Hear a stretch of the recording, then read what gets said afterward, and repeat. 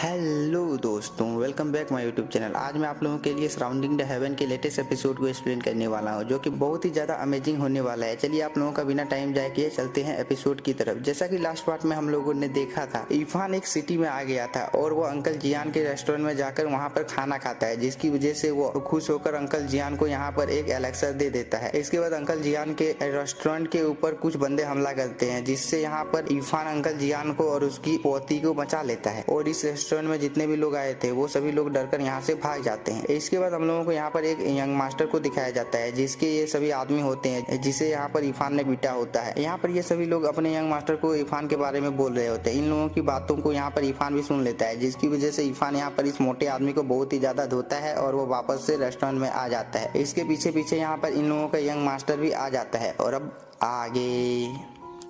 Episode की शुरुआत में हम लोगों को यहाँ पर इस यंग मास्टर को दिखाया जाता है, जो कि यहाँ पर अंकल जियान को धमका रहा होता है और वो अपने घोड़े से उतर जाता है और वह रेस्टोरेंट के अंदर जाने लगता है। ये यंग मास्टर इस रेस्टोरेंट के अंदर आने के बाद बोलता है, इस रेस्टोरेंट की हालत तो बहुत ही ज्यादा खराब है और यहाँ पर दो बंदे खा रहे होते हैं। इन लोगों को वो डरा के यहाँ से भगा देता है। इस चीज को यहाँ पर जब टिंग टिंग देखती है तब वो बहुत ही ज्यादा गुस्से में आ जाती है और वो यहाँ पर इस यंग मास्टर को बोलती है, तुम यहाँ पर हम लोगों के मेहमानों को क्यों भगा रहे हो। यह बोलने के बाद टिंग टिंग यहाँ पर इस यंग मास्टर के ऊपर हमला कर देती है और उसे बोलने लगती है, यहाँ पर हम लोगों के रेस्टोरेंट से बाहर जाओ। इस चीज को देखने के बाद ये यंग मास्टर बोलता है, टिंग टिंग तुम वाकई में ही बहुत ही ज्यादा बड़ी हो गई हो और तुम यहाँ पर बिल्कुल अपनी माँ की ही तरह बहुत ही ज्यादा खूबसूरत हो। इस बात को यहाँ पर जब अंकल जियान सुनते हैं तब वो बहुत ही ज्यादा शौक हो जाते हैं और वो बोलते हैं, क्या मेरी बेटी टिंग टिंग यहाँ पर जिंदा है। अगर टिंग टिंग के माता पिता जिंदा है तो मुझे प्लीज उस लोगों के बारे में बताओ कि वो लोग कहाँ पर हैं। इस चीज को यहाँ पर जब ये यंग मास्टर सुनता है तब वो अंकल जियान को यहाँ पर बोलता है, तुम्हारे इस रेस्टोरेंट की हालात बहुत ही ज्यादा खराब हो गए हैं, फिर भी तुम लोग यहाँ पर अपने इस रेस्टोरेंट को छोड़कर नहीं जाना चाहते हो। मुझे तो लगता है तुम लोग अभी तक अपने बेटे और बहू का इंतजार कर रहे हो। लेकिन मैं तुम लोगों को यहाँ पर बता दूं, अगर तुम लोग यहाँ पर ज्यादा दिनों तक रहे तो मैं तुम लोगों को यहाँ पर जान से मार डालूंगा। और रही बात यहाँ पर तुम्हारे बेटे और बहू की, वो लोग बिल्कुल मेरे आंखों के सामने ही मरे थे। इस चीज को सुनने के बाद टिंग टिंग यहाँ पर इस यंग मास्टर को बोलती है, तुम यहाँ पर बकवास कर रहे हो, मेरे माता पिता अभी तक जिंदा है। इस पर यहाँ पर अंकल जियान इस यंग मास्टर को बोलता है, हेज गुफा के वासियों ने हम लोगों को बताया है, मेरे बेटे और बहू को बहुत सारे पक्षियों ने नोच कर मार डाला था और आप उस समय मेरे बेटे और बहू के साथ ही थे, तो आप लोगों ने यहाँ मेरे बेटे और बहू को क्यों नहीं बचाया। आप यहाँ पर मेरे बेटे और बहू को अपनी आंखों के सामने मरते हुए कैसे देख सकते हैं। इस चीज को सुनने के बाद ये यंग मास्टर बोलता है, मैं यहाँ पर टिंग टिंग को अपने साथ उसी गुफा में प्रैक्टिस करने के लिए ले जाना चाहता हूँ, क्या यहाँ पर आप मुझे टिंग टिंग को अपने साथ ले जाने देंगे। इस चीज को सुनने के बाद यहाँ पर टिंग टिंग गुस्से में आ जाती है और वो इस यंग मास्टर को बोलती है, तुम यहाँ पर एक बहुत ही ज्यादा बुरे आदमी हो, तुम यहाँ पर जब तक मर नहीं जाते तब तक तो मैं यहाँ पर तुम्हारे साथ उस गुफा में प्रैक्टिस करने के लिए नहीं जाऊंगी, और तुमने यहाँ पर जबरदस्ती करने की कोशिश की तो मैं यहाँ पर जब तक मर नहीं जाता तो मैं तब तक तुम्हारे साथ नहीं जाऊंगा। इसकी वजह से यहाँ पर अंकल जियान को भी गुस्सा आ जाता है और वो इस यंग मास्टर को यहाँ पर गाली देने लगता है, जिसकी वजह से ये यंग मास्टर यहाँ पर बहुत ही ज्यादा गुस्से में आ जाता है और वो अपने फैन से इन लोगों के ऊपर अटैक कर देता है। इस चीज को यहाँ पर देखने के बाद इरफान एक ही झटके में आकर इसके अटैक को रोकने लगता है और इन लोगों को यहाँ पर टाइम रहते ही प्रोटेक्ट कर लेता है। इसके बाद इरफान यहाँ पर इस यंग मास्टर को बोलता है, यहाँ पर बुजुर्गों और बच्चों को धमकाना अच्छी बात नहीं है और आपने तो यहाँ पर इन लोगों को मारने की कोशिश की है। यहाँ पर इरफान के पावर को देखकर ये यंग मास्टर थोड़ा शॉक होता है और वो इरफान को पूछता है, तुम यहाँ पर कौन हो। इस चीज को यहाँ पर सुनने के बाद यहाँ पर अंकल जियान आ जाते हैं और इस यंग मास्टर को बोलने लगते हैं, यह यहाँ से बस गुजर रहा होता है और वो मेरे रेस्टोरेंट में यहाँ पर खाना खाने के लिए रुका था। लेकिन यहाँ पर इस यंग मास्टर को अंकल जियान की बातों पर भरोसा नहीं होता है और वो अपने पावर का यूज यहाँ पर इरफान के ऊपर करता है, जिसकी वजह से इरफान यहाँ पर अपने घुटनों के बल बैठ जाता है। इस चीज को देखकर यहाँ पर टिंग टिंग और अंकल जियान इरफान को संभालने लगते हैं और ये यंग मास्टर इन लोगों को देखकर बोलता है, यहाँ पर तुम सभी लोग कमजोर हो और कमजोर लोगों में ही यहाँ पर दया का भाव होता है। मैं यहाँ पर तुम लोगों के साथ फाइट नहीं करूंगा, ये मेरे लिए अपमानजनक होगा कि यहाँ पर मैं तुम लोगों के साथ फाइट करूंगा। ये बोलकर यहाँ से ये यंग मास्टर जाने लगता है, लेकिन तभी उसे एक बात याद आती है और वो यहाँ पर इन लोगों को बोलता है, 2 दिन बाद मैं यहाँ पर फिर से आऊंगा और टिंग टिंग को मैं अपने साथ ले जाऊंगा। ये बोलकर यहाँ से ये यंग मास्टर चला जाता है। इसके बाद हम लोगों को इरफान को दिखाया जाता है, जिसके मुंह से यहाँ पर ब्लड आ रहा होता है। इस चीज को यहाँ पर टिंग टिंग भी देख लेती है और वो बोलती है, तुम्हारे मुंह से यहाँ पर ब्लड आ रहा है, जिसकी वजह से इरफान उसे यहाँ पर पूछ लेता है। इस चीज को देखकर यहाँ पर अंकल जियान बहुत ही ज्यादा घबरा जाते हैं और वो यहाँ पर इरफान का हालचाल पूछने लगते हैं, जिस पर यहाँ पर इरफान बोलता है, मेरे मुंह से यहाँ पर ब्लड इसलिए आ रहा है क्योंकि मैंने अपने दांतों से अपनी जीभ को काट लिया था। इसके बाद यहाँ पर इरफान अपने मन में उन दोनों ट्रेजर के बारे में सोचने लगता है। इसके बाद वो यहाँ पर अंकल जियान को बोलता है, क्या यहाँ पर आसपास में कोई गुफा है, जिस पर यहाँ पर अंकल जियान इंसान इरफान को बोलते हैं। उपनगर में एक गुफा है जो कि बहुत ही ज्यादा सुरक्षित और वो छुपी हुई है। इसके बाद सीन शिफ्ट होता है, हम लोगों को इरफान को दिखाया जाता है जो कि यहाँ पर कल्टीवेशन कर रहा होता है और इसके हाथों में यहाँ पर इसका जेड स्टोन भी होता है और वो बोलता है मुझे यहाँ पर दुश्मनों को हराने के लिए बहुत ही ज्यादा कल्टीवेशन करना होगा और मुझे जल्दी से जल्दी पावरफुल होना होगा ताकि मैं अपने दोस्त पोंगो को भी डीमन किंग से छुड़ा सकूं। इसके बाद हम लोगों को यहाँ पर इरफान के सोल सी को दिखाया जाता है जहाँ पर उसके स्पिरिचुअल एनर्जी मल्टीप्लाई हो रही होती है और वो अचानक से एक साथ मर्ज हो जाती है जिसकी वजह से उसके अंदर में यहाँ पर बहुत सारे चेन निकल जाते हैं और वो एक तरफ जा रहे होते हैं। इस चीज के बारे में यहाँ पर इरफान हम लोगों को बता रहा है कि यहाँ पर ये सब कुछ बहुत ही ज्यादा पावरफुल है। ये 19 चेन इतने ज्यादा पावरफुल हैं कि यहाँ पर किसी को भी मार सकते हैं। इसके बाद ये सभी चीज एक जगह पर चले जाते हैं जहाँ पर वो सभी लोग अलग अलग चीज का आकार ले रहे होते हैं जैसे कि चाकू, तलवार, स्वॉर्ड,